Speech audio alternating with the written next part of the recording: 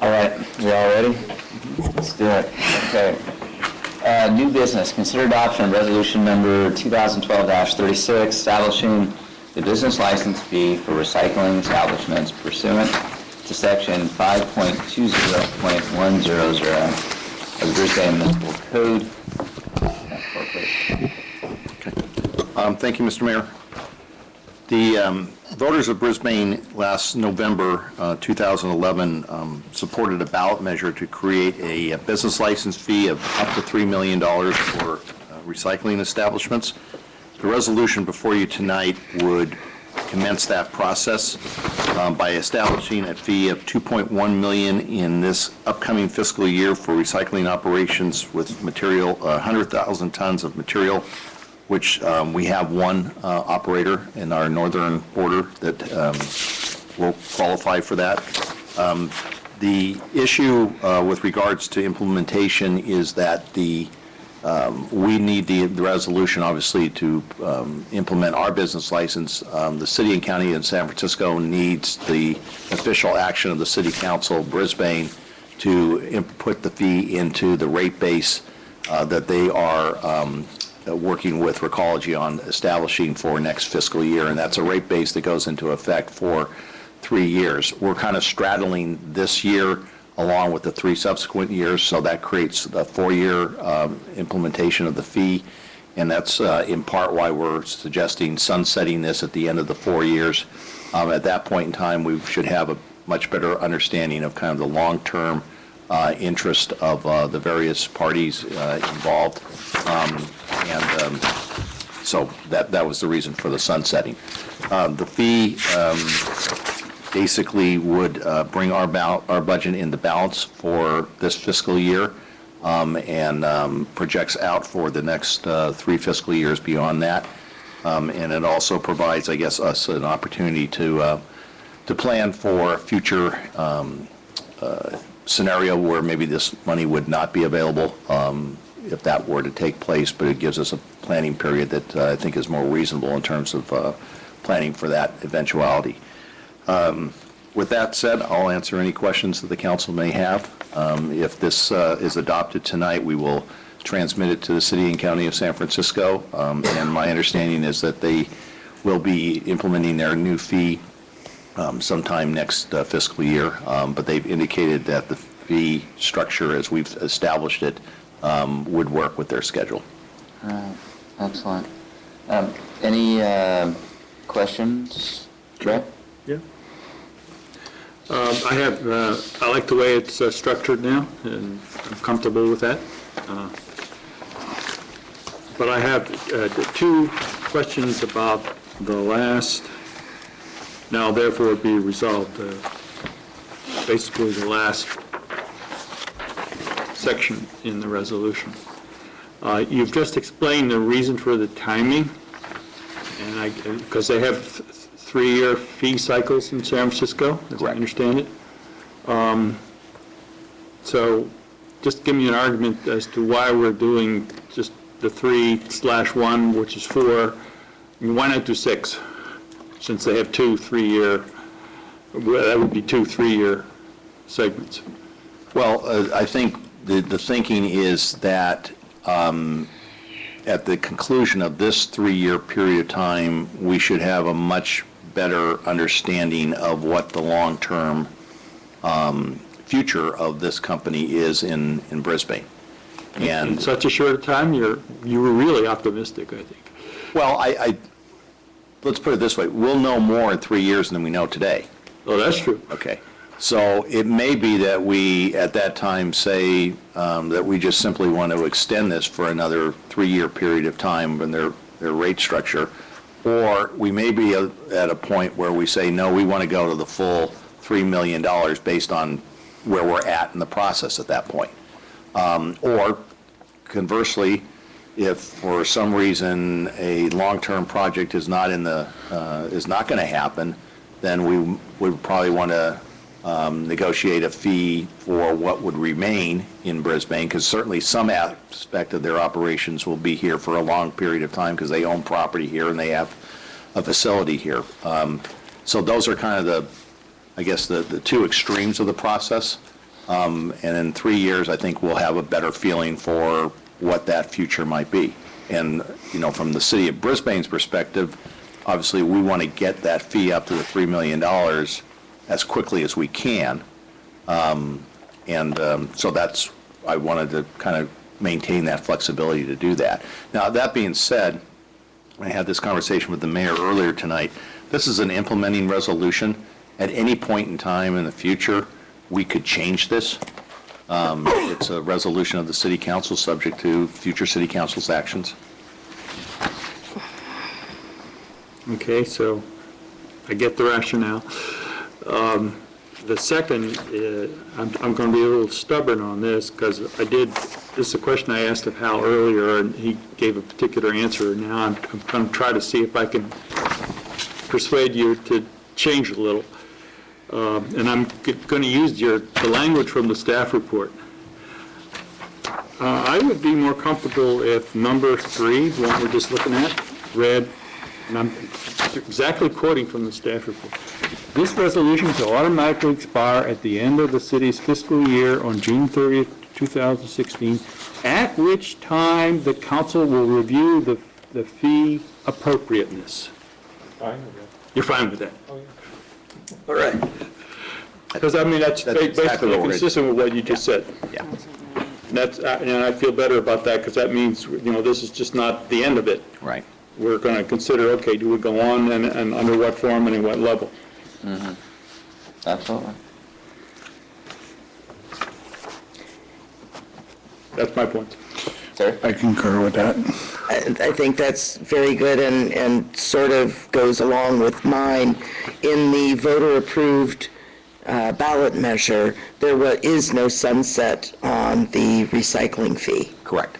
And so the sunset clause is subject to council's approval in the future, but is not anything that we're a guaranteed sunset, as in some of the bills that get passed with sales tax and things that Yeah. have a sunset date. I would hope that, I think it's all our wish that at some point we will get to the point where we have a implementing resolution that is more or less permanent Okay, and is not sunsetted.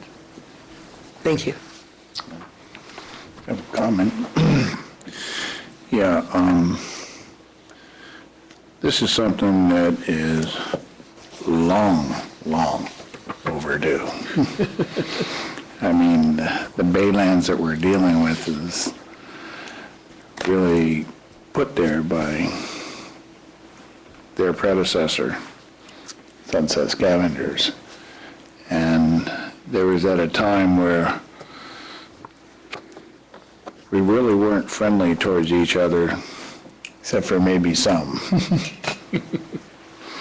You know what I mean? From the city of Brisbane and the citizens of Brisbane and the scavenger company.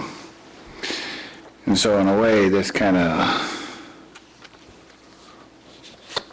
monetarily will help heal a large wound that's festered for many, many years, from at least allowing the city to remain its, keep its solvency, or at least some vision of solvency.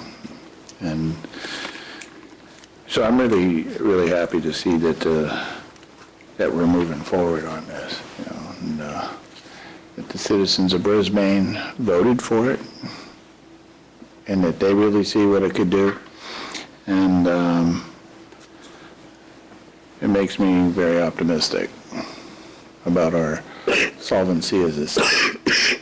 And this, throughout our hearings and the process of the budget, this is one of the things I was referring to, that other cities don't have the options that the city of Brisbane does.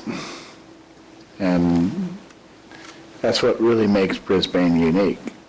That, yeah, we know we've come across tough times like all the other cities, but the other cities don't have the options that we have to kind of get out of it. And I think our smallness really helps with that too. We're not overly large, even though we're a full-service city, so I'm comfortable with this. I'm comfortable with the language and with the change, and with it, I'd be honored to make a motion to approve, subject to Seppi's No, I'm fine. comments. I will second it. Yeah, right. I'm good. All those in favor? Aye. Okay, good.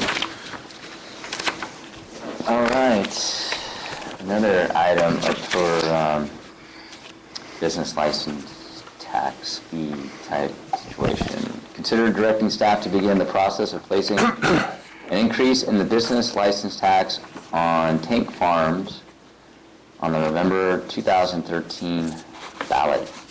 Staff report, please.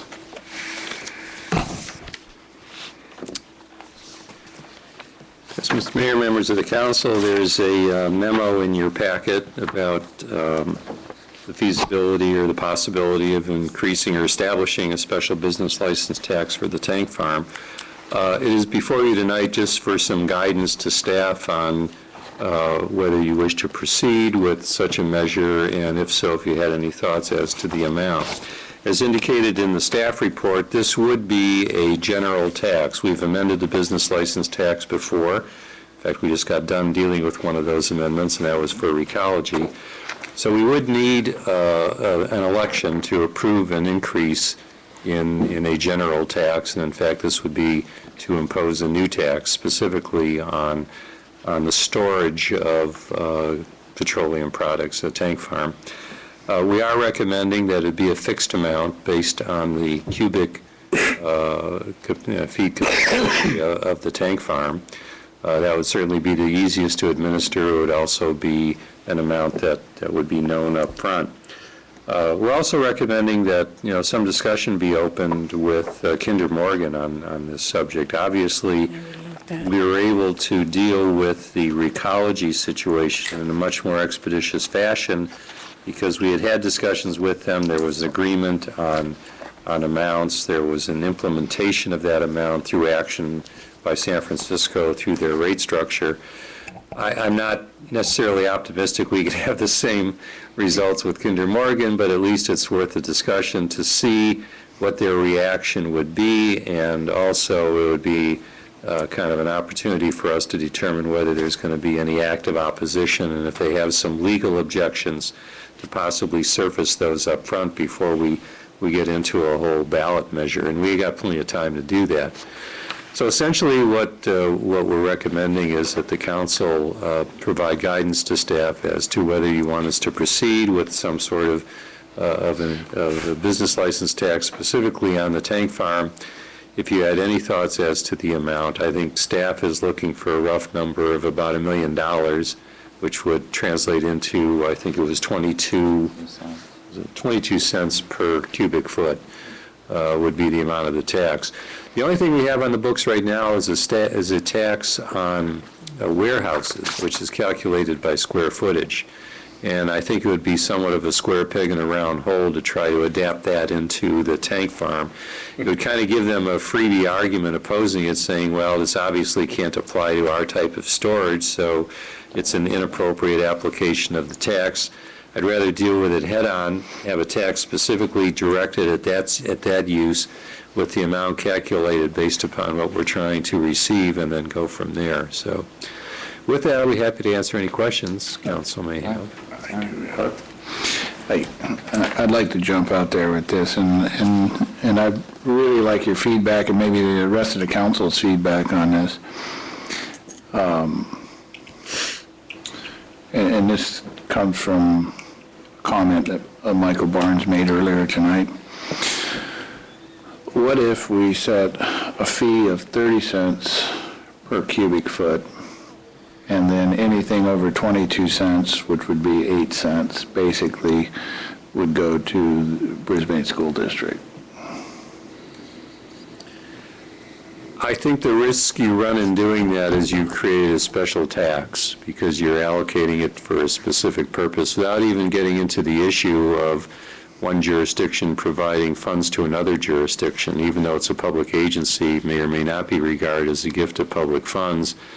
But I think the more serious question is that you've identified a specific use and you've thereby imposed a requirement for a 2/3 vote. Good feedback. Okay.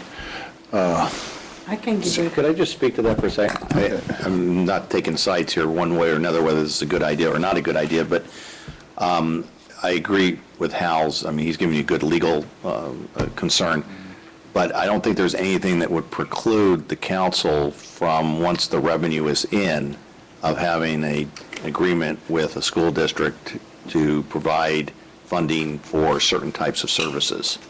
We already do that. We've been doing it for Yeah, it's sort of city council. Appears to be a budget. Budget.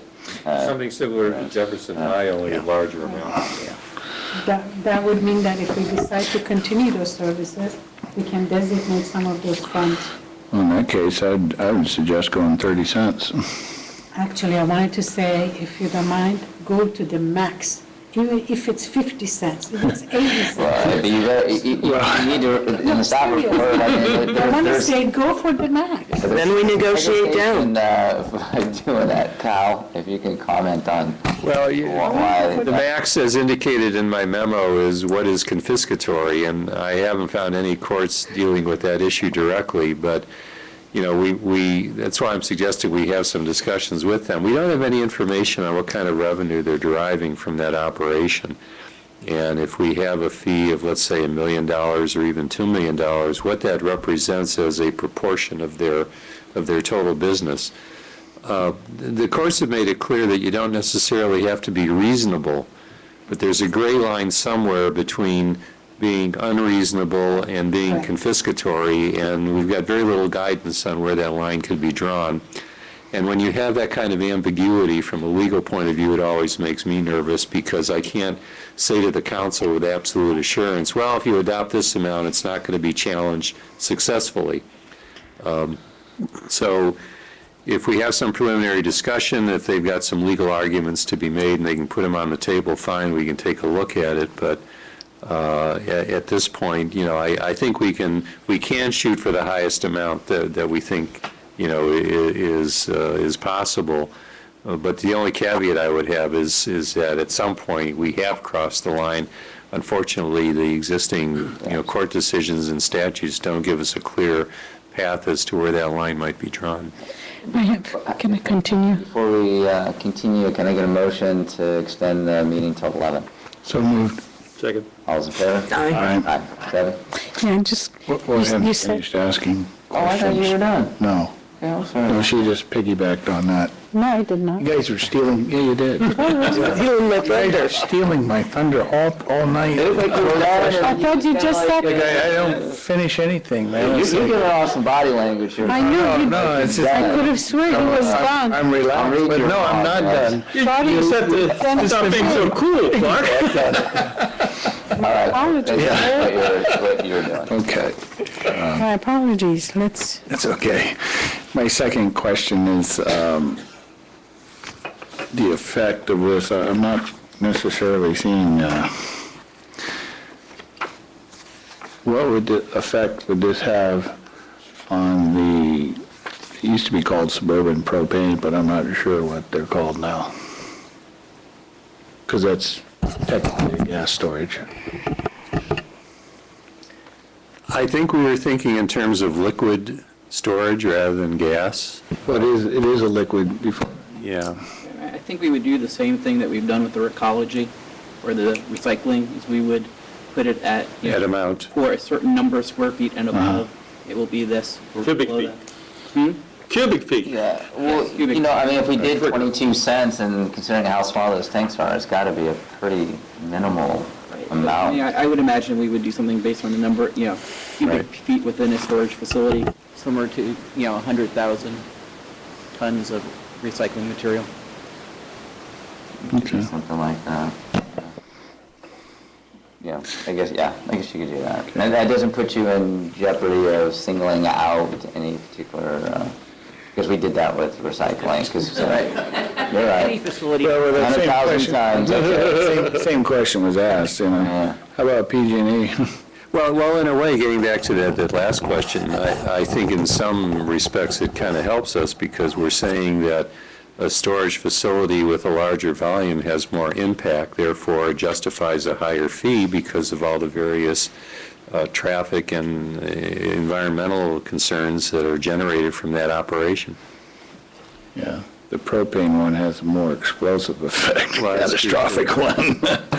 Yeah, I mean, really, because, there's a difference between what's pressurized and non-pressurized, and I think our fire chief was very eloquent in explaining all that. and, remember that the business license fee is not related to the impact that the facility has on the community. Right. If we were to do that, we would do it through a permit.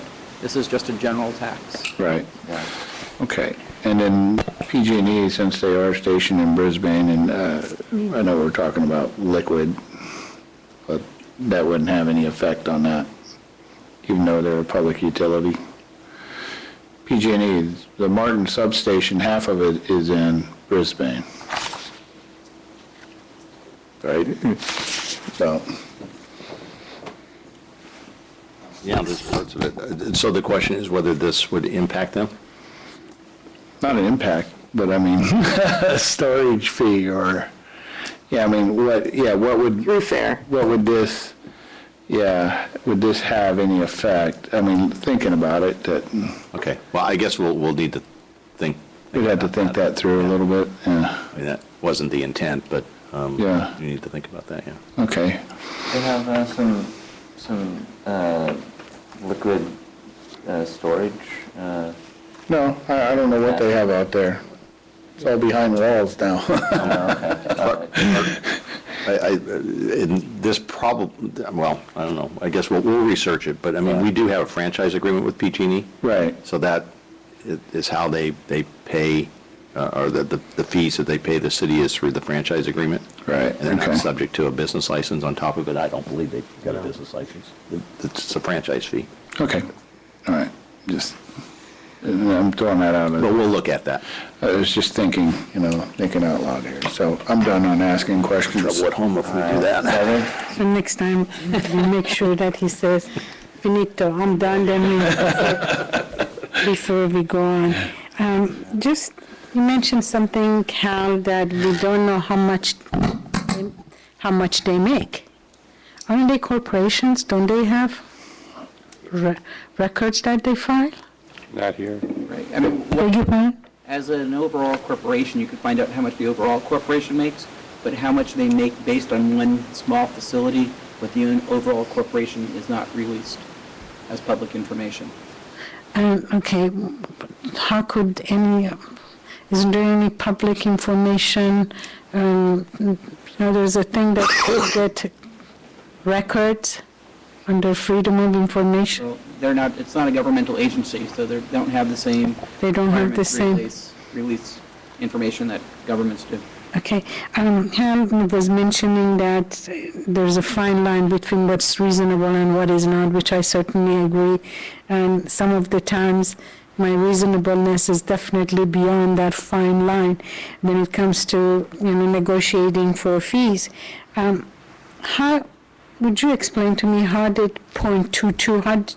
How did you guys decide that this 0.22 is the line for reasonableness? Well, it's $1 million. Right. What we I know I saw the million, but Right, the staff report says is we're asking the council for what they believe is reasonable. All we said was that .22 produces $1 million. If you would like to produce $2 million, you would say .44. If you would like to produce $10 million, you would be $2.20, if I can do my math.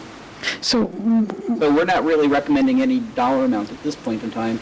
It's just that you would give us direction, we would check with, we would bring that information back to them, and then, as Hal says, their information say, well, that's more than we make in this facility.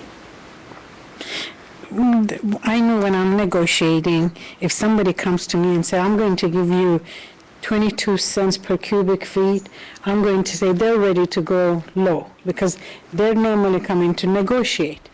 I don't think, that's why I'm really would like to even go with 50 cents. So that would be twice as what we have over here. That would be my recommendation. I would want to go for higher. The damage that we have on the roads over there, Don't get into Remember- nexus. I know, I'm not. I- That's correct. No nexus Don't go between there. their use and Correct. Okay, so with that, I really think .22, we could do double this amount at least, or triple.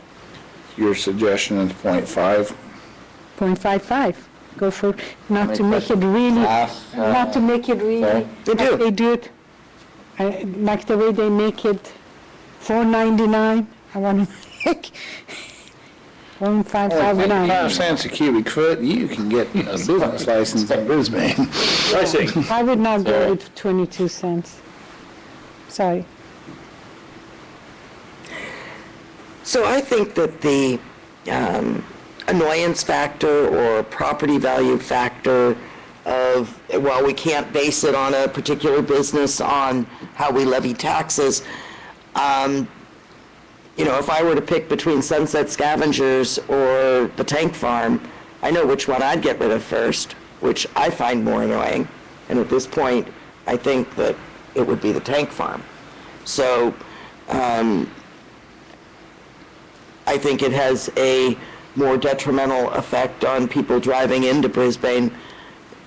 You can't miss seeing the tank farm from, whether it's from your front window view or driving into town or saying, oh my God, what is that, when it's someone new. So I would say go for as much as you can. I'm sure that somehow we can figure out what their cost of delivery is or what they're charging at the airport for what fuel prices are and what delivered fuel prices are. They've got a through fare. They've got a cost of transmission that is some number that they use to pass along their costs.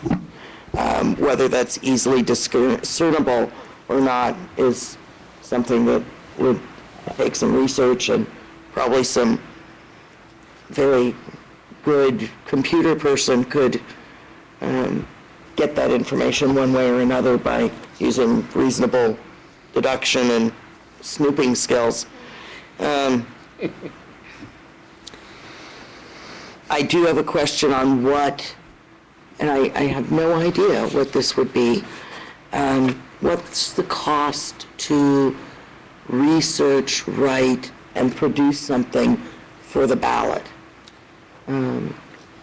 Is it cost us $5,000, $10,000, $50,000 to even get something yes. to that point? About that much. And so that's just a general question that I agree with Seppi, you aim high and then negotiate down if you need to get their cooperation. But I think that as long as we're within legal limits, that I would anticipate this passed by Brisbane voters as readily as the recycle fee, as it is a business that most of Brisbane would not say, oh gee, I feel so sorry for them. So that's my 2 cents worth, or 22 cents I worth. guess one thought might be, sometimes consistency is an argument. Maybe we just throw out the $3 million figure. It's consistent with what we did with Yes. the other use. Yes, yes. And in terms of, I don't think we really need to try to do much research or investigation of their cost center here. I think it's up to them to prove to us that our fee is confiscated Unreasonable. and unreasonable. Right. Are you done, sir? Yes. Okay. Other than the cost to put it on a ballot, which, Okay. But I have a minor point first, and then I want to deal with the general issue. The minor point I think I raised once before, and that goes back to the original staff report. It was true that when the city allowed the tank farm to move here, that there was a commitment that there would be a financial benefit for us. Yep. And that financial benefit was the sales tax, because they presumably were going to base their sales, because it was all one big unical.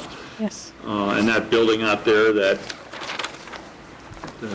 Public Works uses was a unical building, and they did all their calculations there and sales and so forth. And so it was a pretty big revenue. And so it's not as if the benefit was never realized, which is the sentence says. We did get it for a few years, I think.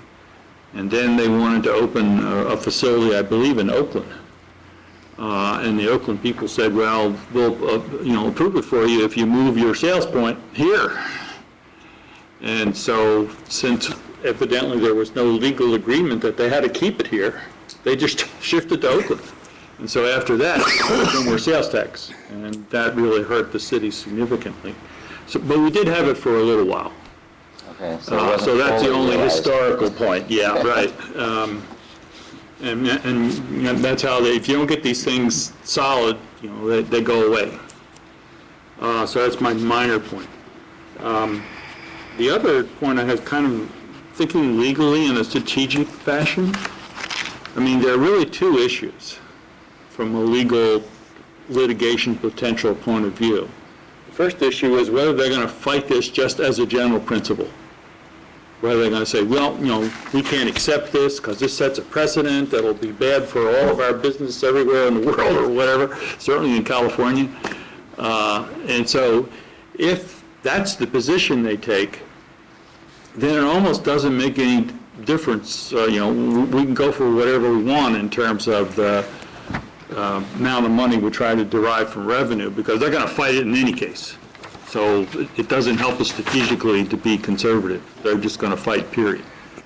But if it turns out that they're not all that excited about fighting the basic principle, then it becomes an issue of what they consider reasonable. And that, of course, will be a matter of how much revenue they're actually generating out there. We, of course, don't have a clue. So if they're willing to accept the principle, then I actually kind of disagree with my colleagues. I think maybe we might have a better chance of getting it through if we follow a conservative strategy and not highball it, but and don't really lowball it, but maybe $1 million is, and maybe that's too high in reference to what their revenue is. I don't have a clue. So I think we need to be more flexible in that realm. If they're willing to accept the principle and then they can demonstrate to us, hey, we only make, all we make is just a carrier fee here, and it's not that great, who knows? Then maybe our negotiation should be to get something that is considered reasonable by all concerned, so we don't end up in court. So it's more really a matter of legal strategy and how we're going to get from here to there, because the key thing is we want to start getting a lot more revenue. And if we end up, 10 years in court, we ain't getting any revenue. So anyway, that's just my thoughts about it. May I? Hold on. So, I hear what you're saying. I mean, when I was reading this, I was thinking, okay, well, what is that amount, that is appropriate? And, but I read Hal's argument here, and so, you go through the steps, and I think that, that's what your legal counsel does. They provide, if this happens, this is the position you take. If this happens, this is the other position you take. And so, I think, when you look at the staff report,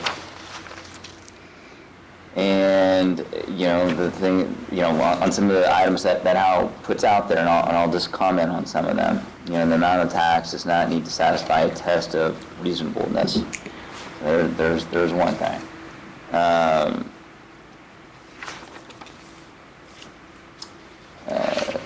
But we need the ordinance specifically defining the manner in which such tax would be determined, just like how we did with ecology. To make things simple, so that we're not looking at where the money that's generated, because, it's going to be difficult. Just how, just like when we were dealing with Walmart.com and the state board of equalization was saying, where the sales tax was going. And so we said, no, it's here because of these reasons. And so I think having a set amount gives us a sense of security that we can say, yes, we can charge a tax for that particular unit of measurement. Let's see. So, one of the things another thing that Hal mentioned was the city is not taxing the movement of products through the storage tanks, nor is it taxing the revenue received by Kinder Morgan from businesses conducted at the Brisbane tank farm, as distinguished from revenue attributed to other sources. And so, we're looking at, here is this use, and we think that this is an appropriate thing to tax. There's some legal cases. The power of legislature bodies to make classifications of persons or property, the purpose of taxation is very broad. So there is some precedence that we can tax this. And then there's no constitutional rights are violated if the burden of the license tax falls equally upon all members of the class. And so that's why it's all tank farms, not Kinder Morgan. So,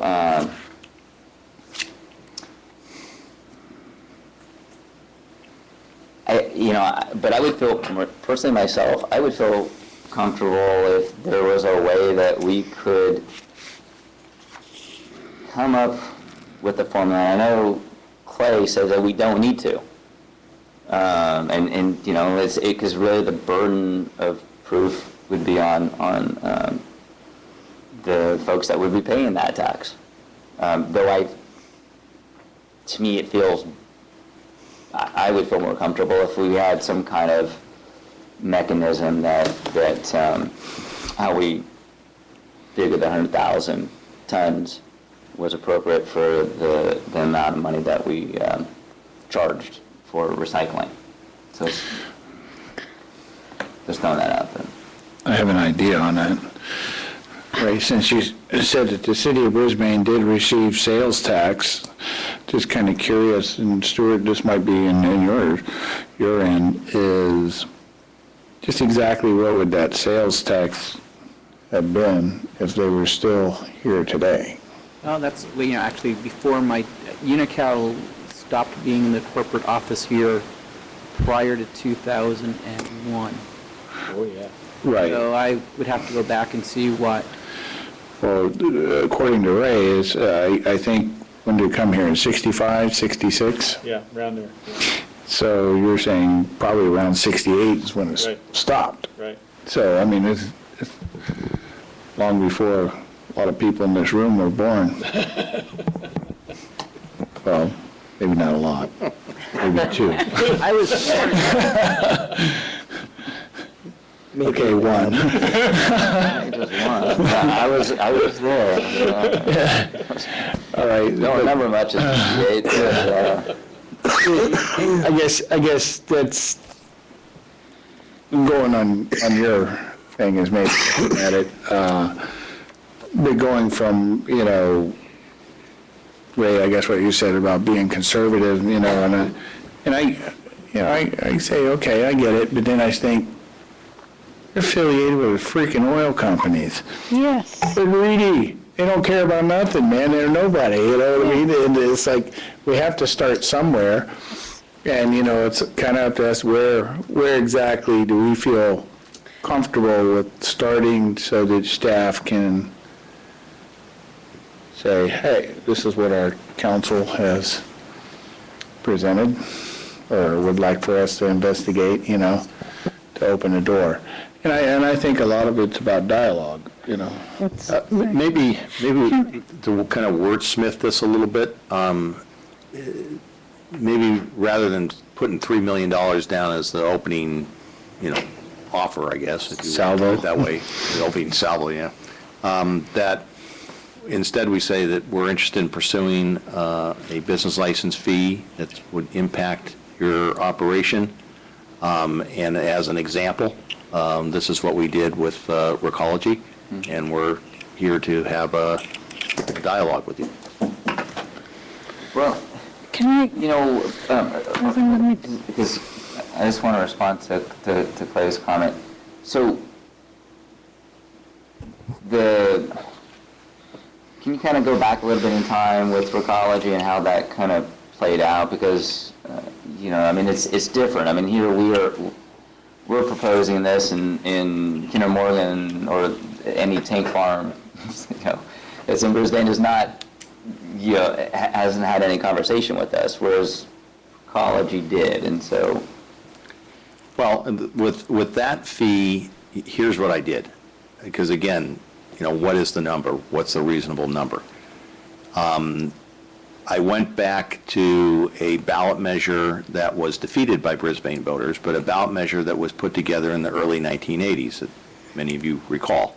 For garbage burner. And I took the numbers that were in that ballot measure, and I had Stuart do a projection based on CPI over the past almost 30 years, and we came up with a number that was the $3 million of what those dollars would be today. Mm-hmm. And we basically said, you know, you agreed to this in 1983, so you should be willing to agree to it in 2012. They never. The interesting thing with San Francisco was that they never. It was like negotiating with a ghost. I mean, they just would never agree to, you know, agree or disagree about any number.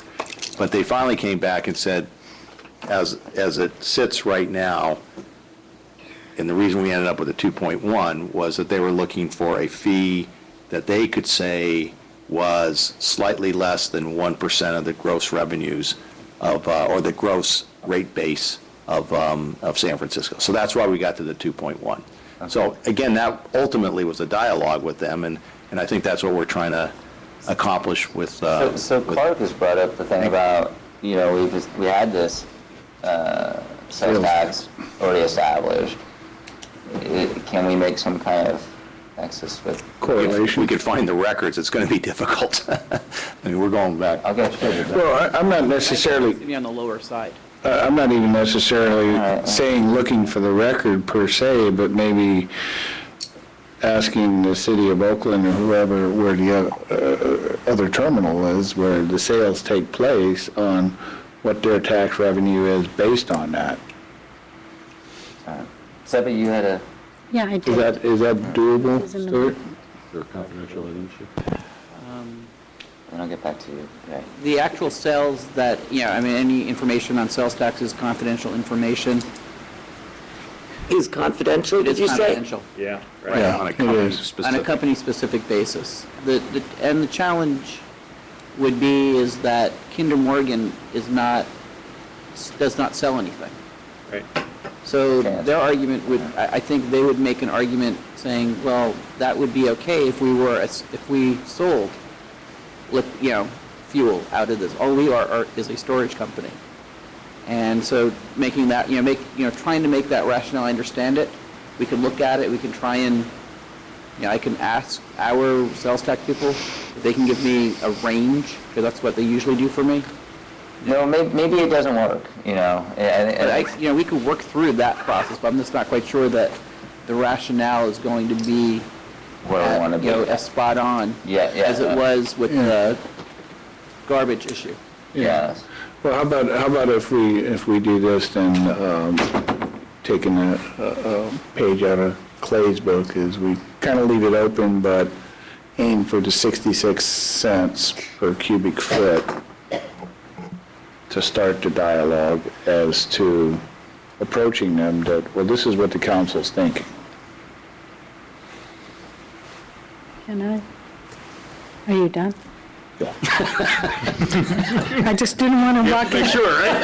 Yeah, I didn't want to walk in, because I was first before he acknowledged you, but that's why I didn't want to go.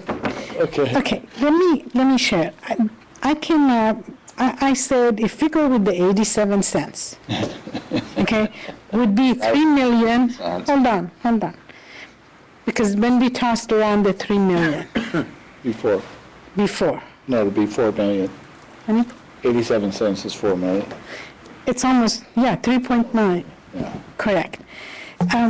The thing that really comes to my mind is, what is our need? We forget this. Why are we sitting here? Why are we thinking about that? We financially need it. We are having financial difficulties. That site, that area is one of the most prime real estate properties. What I'm getting from many people, that area is really valuable. And the other thing is, do we really need that business over there? So we're not afraid for them to say we're going to walk out with this and that and so forth. Particularly with the historical information that you gave, that we were having sales tax income. I want to tell you, there is no judge on earth is going to come and tell you what we have is reasonable. $1,600 versus the sales tax.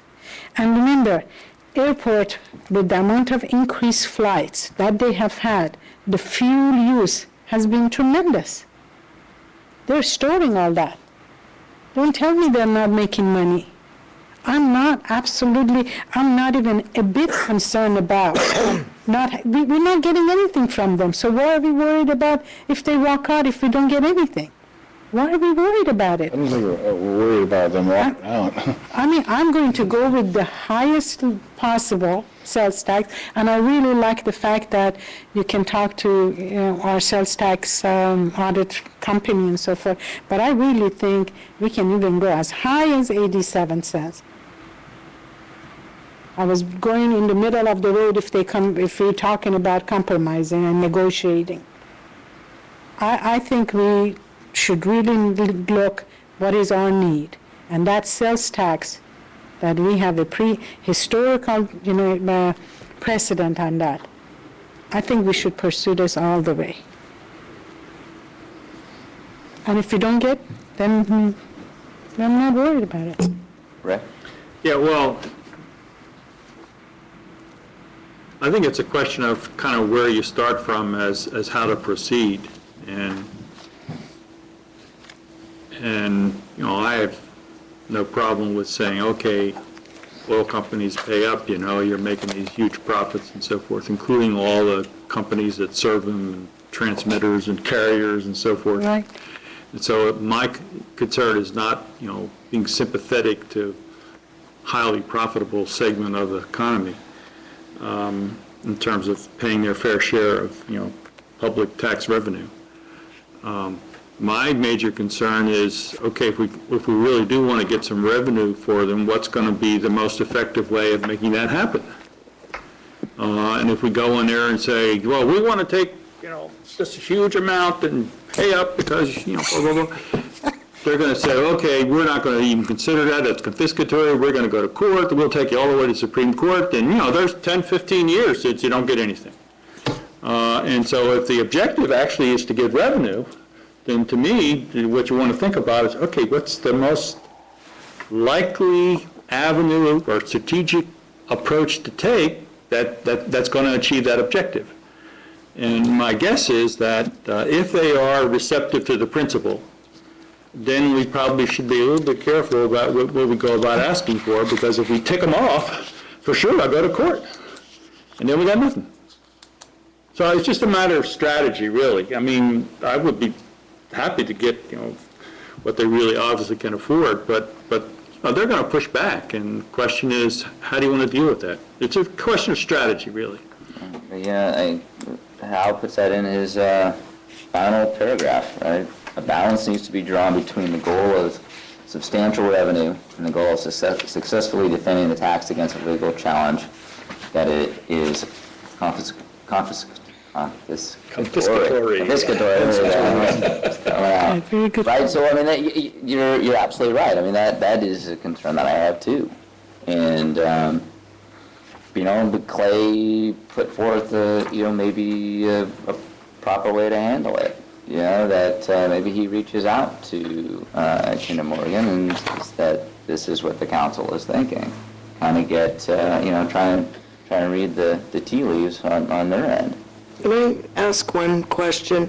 I know that the tank farm is an eyesore and a hazardous materials site and all those things. And in the big picture of many places that have tank farms, it's pretty small comparatively. So it could be that Kinder Morgan, on any fee that has a basis on measurement, they're going to say, this is going to be a set a precedent. We're not going to accept any fee. And so either theory could be right, wrong, or indifferent, because it depends on what their pushback and what they think that the precedent's going to be. Right. So even if we say we want 10 cents per unit, and if they agree to it, that can open the door to someone else wanting that 10 cents or $1. So I think it's a gamble either way, and that's sort of why I asked what the initial cost to put something in a form to present or to put on the ballot would take, so that's a risk we're willing to take with that money. And It's probably a $5,000 cost. I mean, it's a city attorney drafting it. It's going to go on a regular city council election. So the cost is, I think, fairly de minimis. I think the interesting issue, and we've kind of dealt with this on another issue, is you throw out a legal theory, which the city attorney has drafted, and you see if they contest it with a legal theory suggesting that he's got it wrong. That's kind of the first threshold, because if they don't, then we know we have the tool. Then it's just a matter of what we want to go forward with. And maybe we can negotiate something with them to that effect, or maybe ultimately the council has to make a judgment on what they think is strategically a reasonable fee to put on the ballot. well, as in the sales tax cases we've had, once we have something on the books, I would assume that if we pass a tax or a fee and it gets approved by our voters and they fight it for 5 or 10 or whatever years, that tax, once it could be retroactive, and whatever attorney fees that attorney we would need to hire to fight it would be taken out of a proposed settlement down the road. Yeah, I mean, I'd let the city attorney respond to this, but I mean, if the voters of Brisbane pass a tax, they're going to have to go to court to get an injunction to keep us from implementing it. And And there's precedents that Hal has mentioned in his draft report, so I think we stand on pretty good ground. It's just making sure that we don't bite off more than what we could get, which I hear where Ray's coming from. Wouldn't the starting point negotiation would be to talk about the historical precedent that we had, that we used to get sales tax, we're not getting that? Wouldn't that be I good? think that's a good narrative to bring this, there's, I think, two reasons why you would have a tank farm in your community. One would be revenue and the other would be jobs. And we're kind of over two.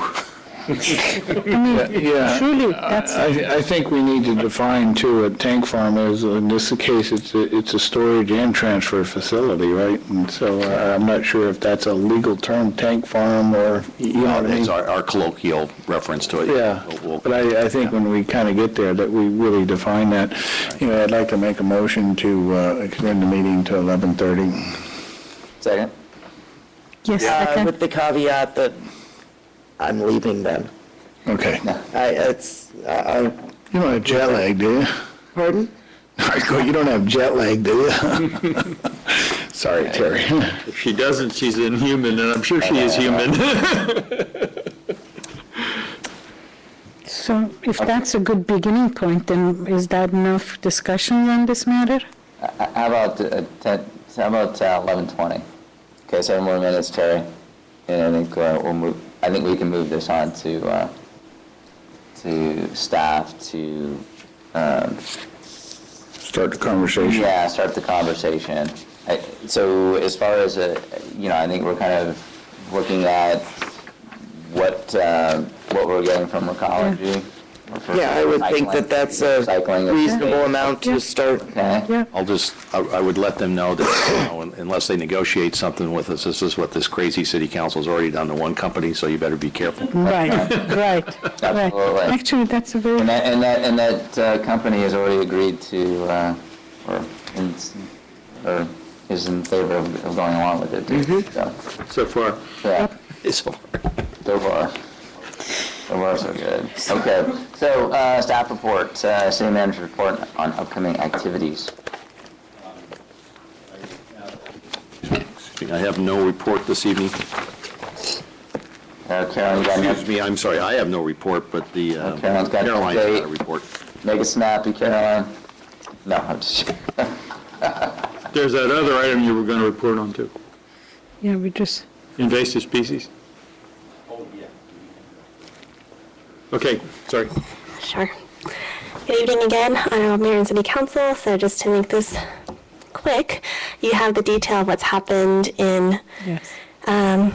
this project since Tuesday, September 25th. We seem to get word every single day of a hiccup in our playground equipment arriving, the correct color scheme, and being stuck in customs, and detail not being given to us when the site prep was done. So it's kind of a blessing in disguise. I guess you could say that it was held in customs, that this person from Playgrounds Unlimited, which is Miracle Play Systems subcontractor, who would be doing the install or the oversight of the install with the volunteers, noticed that there was no sand area. And so that would have been a huge mishap to have build day happen and a truckload of sand come and have nowhere to dump it. So it was a good thing that it was stuck in customs, because now Miracle Play Systems is taking care of that on their dime. And also the ASTM standards, the Association of Standard Testing Materials, has changed where, well, the slide steps leading up to the spiral slide is now wider than the original design, and so that requires more fall area. So they're going to be sending in detail of the work that they're going to be doing to enlarge the current play box, but there's going to be enough walkway distance to be ADA accessible. So that's all been looked at, and work would be starting not this coming week, but the week after, the week of the 22nd.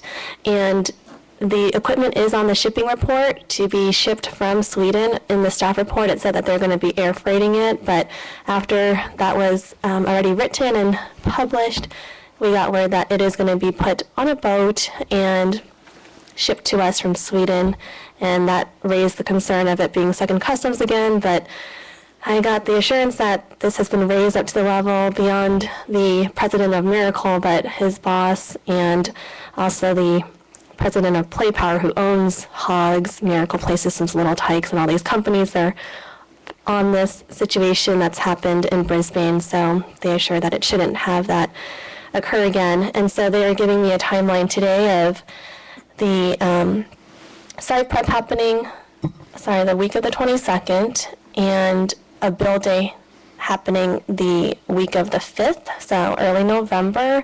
It takes about a week and a half for the rubber to dry and be able to be walked on. So the estimate for the playground to be having a ribbon cutting would be mid-November, November 14th.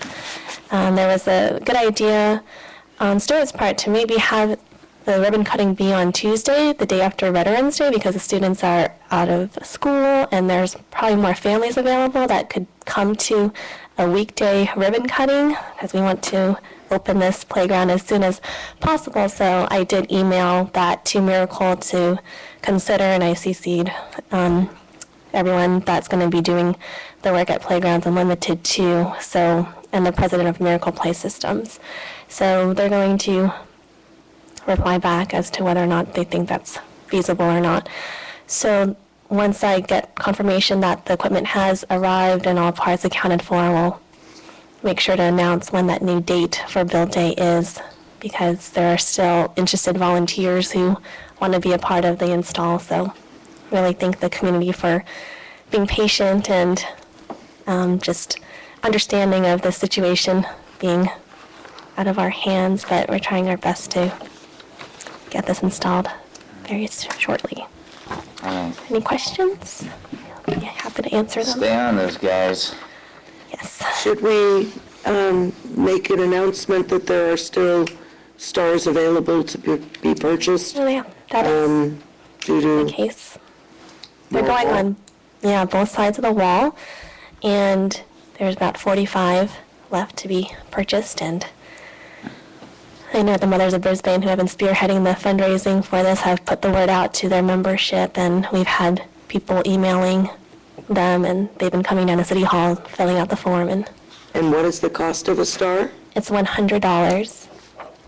There's only the 9-inch stars, the family or individual stars available. All the business and the nonprofit size 12-inch stars are sold out. So we're talking about November 13th, you said? November 14th, but we're going to try for November the 12th, Tuesday. No, November 12th is Monday. Oh, I'm sorry. November 13th is Tuesday, Okay. November 14th is Wednesday. Right. Monday, Veterans Friday the Day at 12th. 11th. Because it's a holiday. Okay, Veterans Day is the For 11th, some. so, yeah, right. always the 11th. All right. Thank you, Caroline. You're welcome. The Armistice All Day. right, subcommittee reports. Mr. Mayor, just one quick thing. I know you don't have much time. We got a request from one of our members of the Open Space and Ecology Committee, Glenn Feldman, that we sign on to a letter requesting that projects that are covered by Cal Green have a provision in there to avoid invasive plants in construction projects, which is something that I think we would want to do here in Brisbane for sure, but this would be for a statewide standard. So if the council's okay with that, we'll draft that letter and for the mayor's signature. I would like, be Good with that? in favor of that, yes. Just a point, she is the chair of the Open Space. Sure. Okay. Subcommittee reports. Do you have something on CCAG? What happened at CCAG? Oh, CCAG. Yep. What did happen?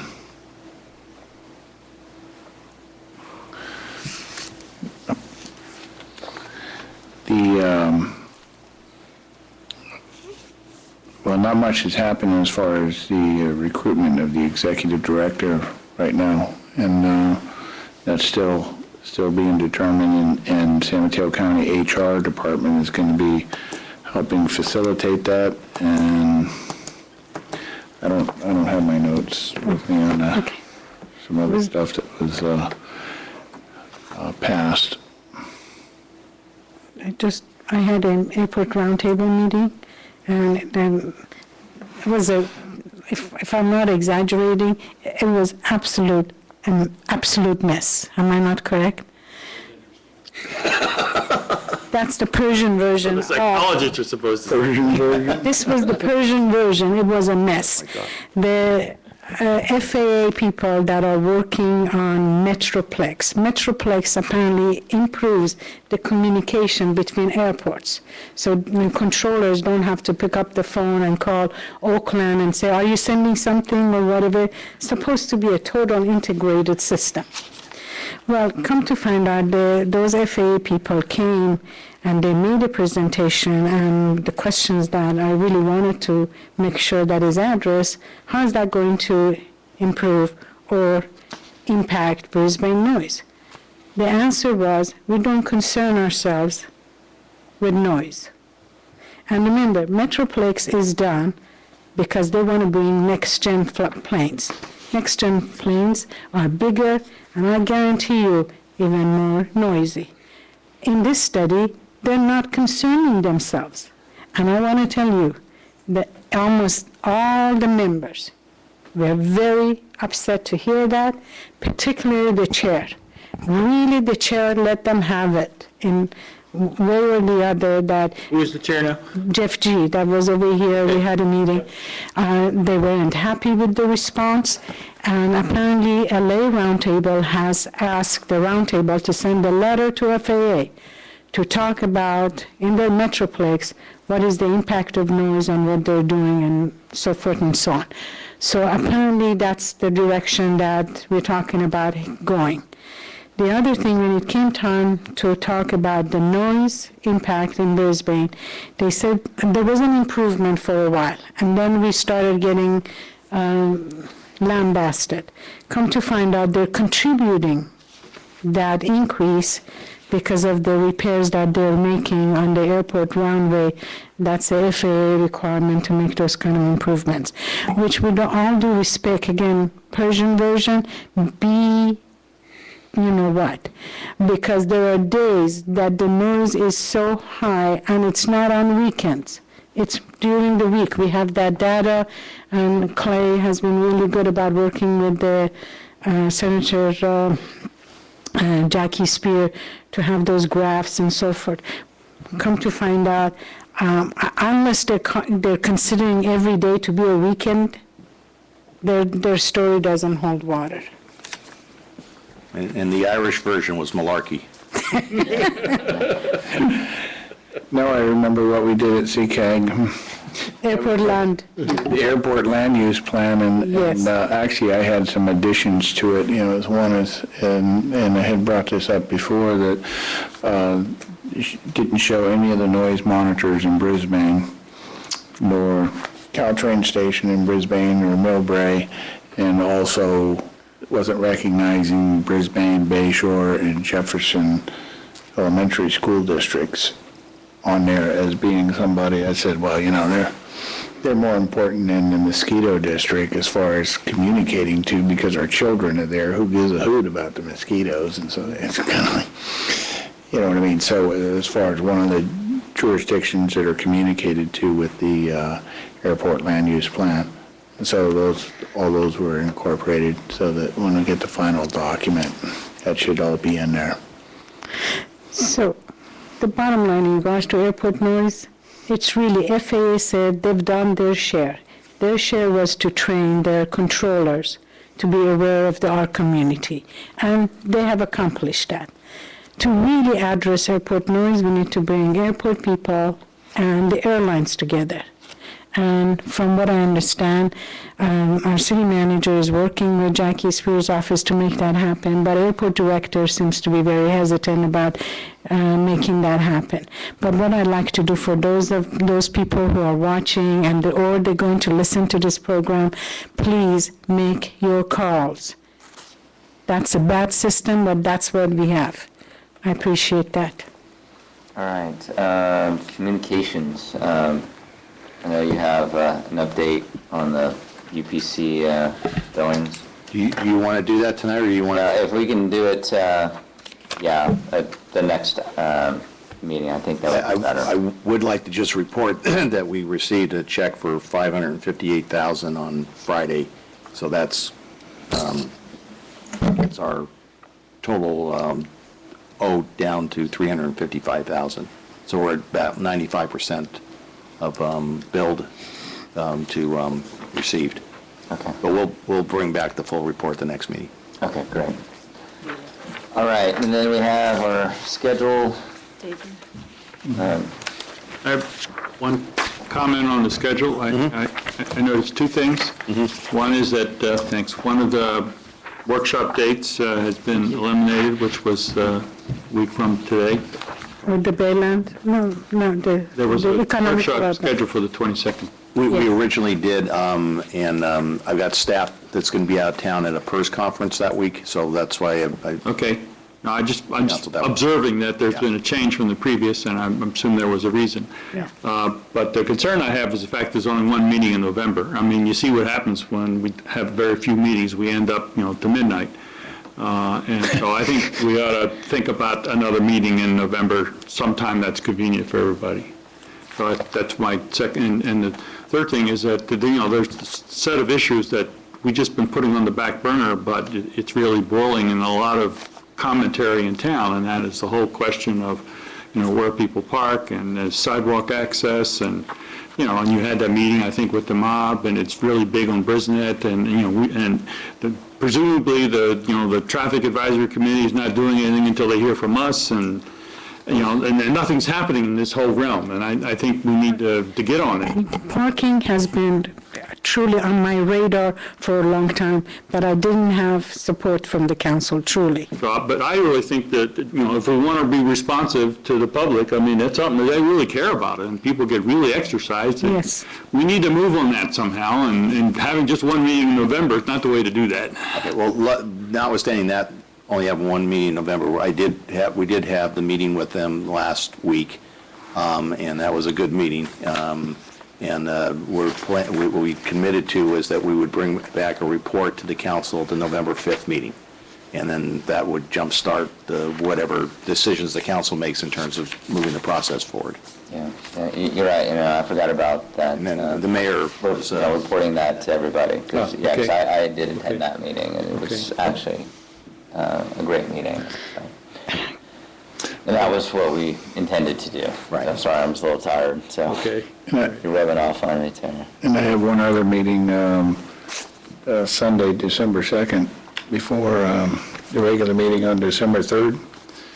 And I know we didn't meet last year, and that was, we knew that we were going to have a reorganization, but now we're not going to have a reorganization. Or we'll have a reorganization, but it'll be with this council.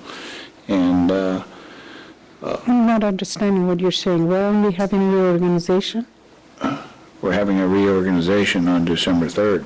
Well, we had that last year. Didn't we have it in We December? didn't have a pre-meeting before Oh, I that. see. And that was one of the things that came out of that reorganization, is that we had met previously, and it's an open meeting to the public, but we have done it on Sunday mornings, whether it be 9 or 10 a.m. And that's basically to discuss. I think we do need to have a pre-meeting. I think what happened last year was not one of our finest moments. So I think we did talk about having that would help. Now, as far as my schedule, I can't commit to the 2nd. I need to look at it, but I'm glad that you raised it, because I think we're all just raising issues. We're not going to settle on the schedule now. I think just concerns we have, and then the staff can come back with a proposal as to how to respond to this. I just wanted to know, you mentioned one staff member is going to be at a proposed meeting, and that's why we don't have the 19th? Oh, Well, 22nd. that was the workshop day, which was the 22nd. 22nd. So, but we do have a workshop on the 29th. 29th.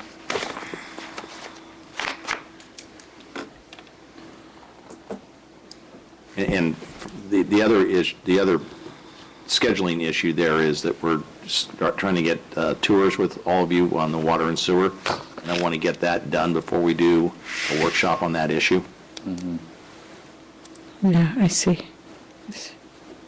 Okay, the workshop that's on the 29th, that's finalizing the budget issues that we're... Yeah, there will probably be a closed session that will deal with some of the classification issues, and then we would break into a regular session, and then that would be on the budget issues.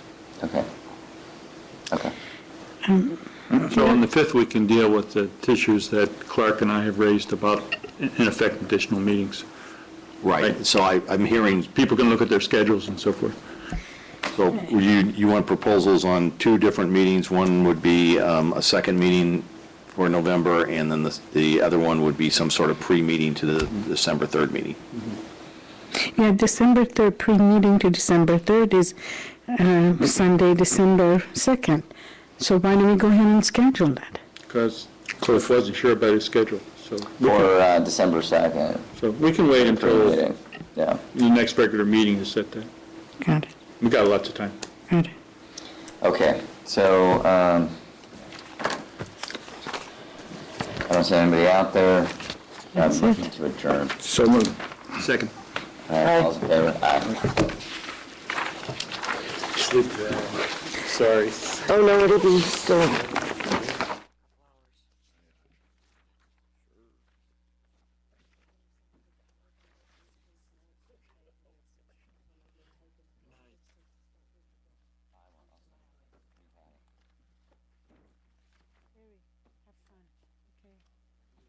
you, Terry. Welcome back.